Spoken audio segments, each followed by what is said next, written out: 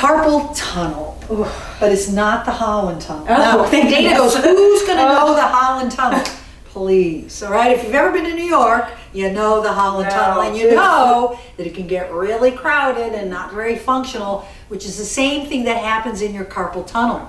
There's just not enough room. And so you start getting weird symptoms. Do any of you ever notice that? These fingers start to get tingly and numb, all right? Your grip isn't as good. Sometimes it's even painful or burning, all right? So how do you know you have this?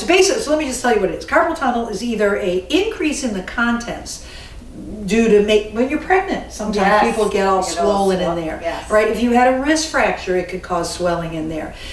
So too much in there, or that the bands in that carpal tunnel that you see on the picture can get really tight. All right, and so that can cause problems in there as well. All right, so how do you know you have it? There's what's called a clinical prediction rule, which is if you have these symptoms, it predicts. The more you have, the more it predicts. All right, so the first symptom is shaking of your hands. So I'm sitting in the grocery store. This lady's ringing up my thing, and she does this. And I look at her, I say, so how long have you had carpal tunnel? She looks at me like, you weirdo. No, she's like, oh, yeah. So I said, no. Shaking your hands is one of the things that people do who have carpal tunnel. Second is the wrist ratio index. In other words, it shows swelling.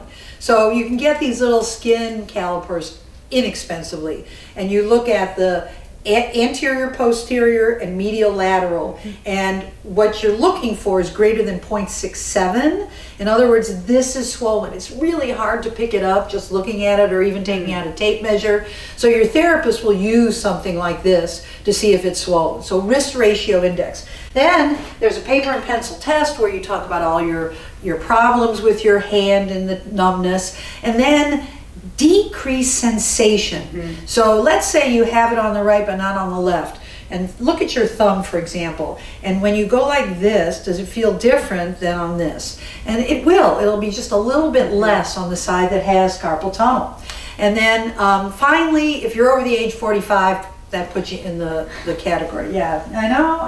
That's sad. I know. Even you're in that group. I am in that group for sure. All right. Well, so those are the tests. And I think some of those things, even just without having to go through the whole prediction role, if you're shaking your hands and if you have decreased sensation there and the numbness, it might be something that you need to investigate a little bit more, right? Exactly. So, and there's things you can do. Yes. One study done by De Las Penas, done by physical therapists, 3 times. That's all it was done. 3 sessions? 3 sessions, period.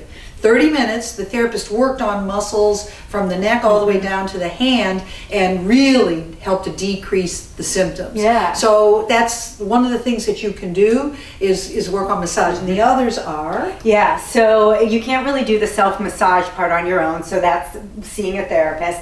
But you can do some stretching. So you want to, the nerves that travel down your hand through the carpal tunnel really do start in our central nervous system, up in our neck area. So stretching the whole length of the nerve can be pretty effective in terms of decreasing symptoms. So I'm going to show you a muscle stretch and then what's called a nerve glide, which helps actually move the nerve a little bit in some of the restricted tissue.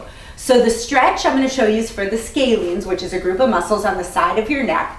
You can put your hand, I like to put your opposite hand on your collarbone and then just gently press down.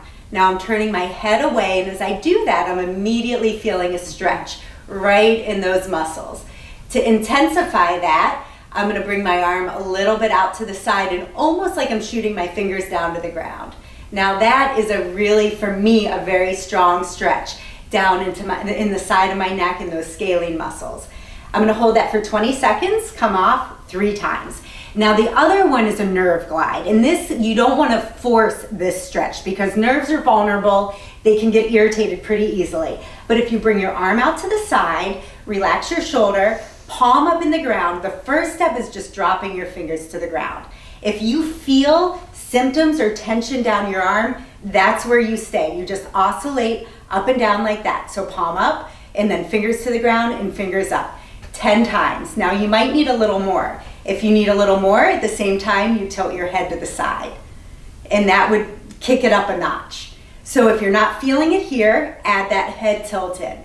10 times. And then the third step would be a little bit more aggressive. You would actually go to a wall and put your hand on the wall, so you're really, thank you, getting a deep stretch as you turn to the side. It just puts a little bit more of a stretch in your wrist. So you're lengthening the nerve and you're gliding it through some of the tissue it can get entrapped in. That's 10 repetitions. That's all, because you don't want to irritate the nerve.